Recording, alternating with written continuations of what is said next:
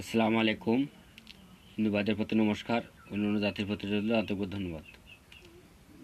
আপনারা যারা দেশ ও দেশের বাইরের থেকে আমাকে কমেন্ট করেছেন যে গুরুজি, পলাতক ব্যক্তিকে ফিরিয়ে আনার জন্য পরীক্ষিত একটি আমল দেন বা একটি নকশা দেন।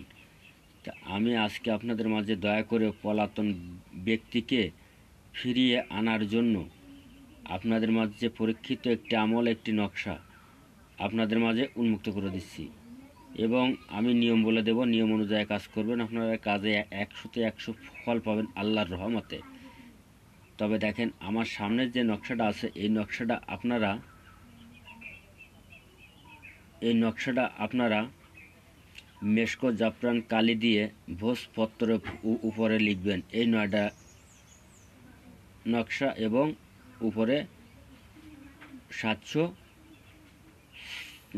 786 দেবেন, 786 দেবেন এবং এই যে 9টা নকশা আছে এই 9টা নকশা আপনারা লিখবেন ভোজপত্রের পরে মেশকো জাফরান কালি দিয়ে লিখবেন।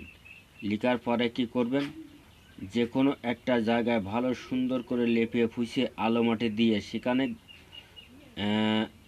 গোলাপ জল ছিটিয়ে দেবেন, ধূপকাঠি জ্বালাই দেবেন, দিয়ে তারপরে এই নকশাটা নিচে রেখে আপনারা পাথর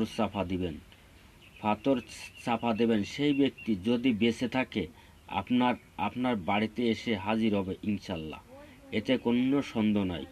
তবে আপনারা কে কোন জেলার থেকে করতেছেন আমাকে কমেন্টে জানাবেন। আপনাদের বুঝতে যদি কোনো সমস্যা হয় তাও আমার কাছে আপনারা জিজ্ঞাসা পারবেন বা জিজ্ঞাসা করবেন, আমার মোবাইল নাম্বার আছে, আপনারা করুন। আর কে কোন জেলা থেকে করতেছেন আমাকে কমেন্টে জানাবেন। এবং এটা পরীক্ষিত নকশা, কোনো ধুনপুন না, কোনো কিছু না। এটা আমি একটি যে কিতাবটা আমি নিজে ব্যবহার করি, বহু পুরাতন কিতাব, এবং সেই কিতাবের নকশা। আপনারা কাজ করুন। আল্লাহ হাফেজ, ধন্যবাদ। সকলে ভালো থাকেন, সুস্থ থাকেন।